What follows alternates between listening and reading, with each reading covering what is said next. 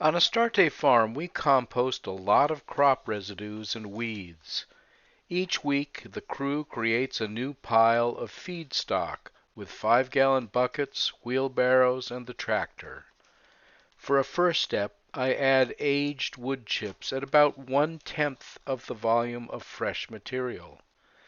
The chips are mostly digested by fungi, in contrast to the vegetable matter, which is mostly converted by bacteria.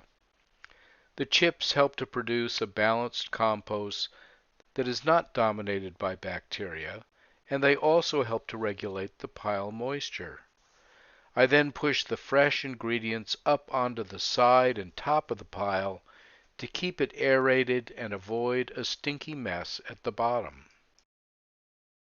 At this point, I am ready to start turning the existing compost, trying to scrape off surface layers so that they will end up in the middle of the developing pile.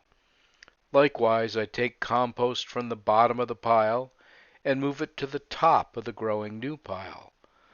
The pace of the work is slow. What you are seeing is about a half hour of tractor work condensed into just a few minutes.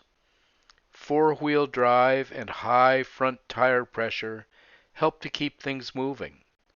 I have to take care not to raise a bucket of heavy, wet compost too high if the tractor is on any sort of slant.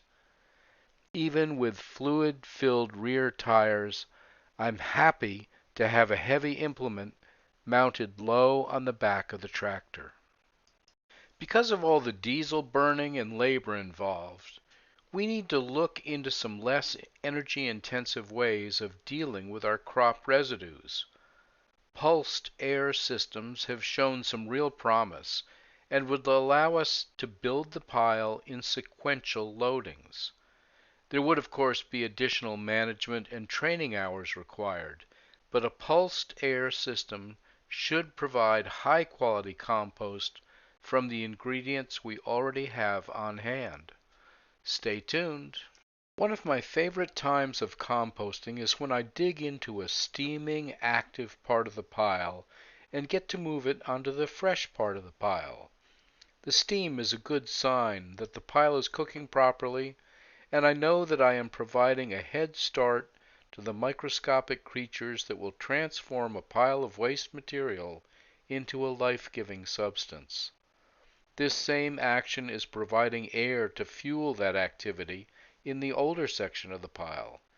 If I can keep the temperature high enough, say 160 degrees Fahrenheit, for just a few days, any weed seeds in there will die.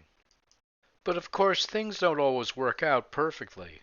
Last year's extreme drought limited the moisture in the pile, and I struggled to get the temperature to 140 degrees.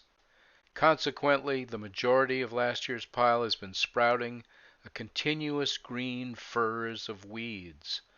This year's excessive moisture has only been a little easier to manage, with the heat of the digestion seeming to keep the pile dry enough to cook properly.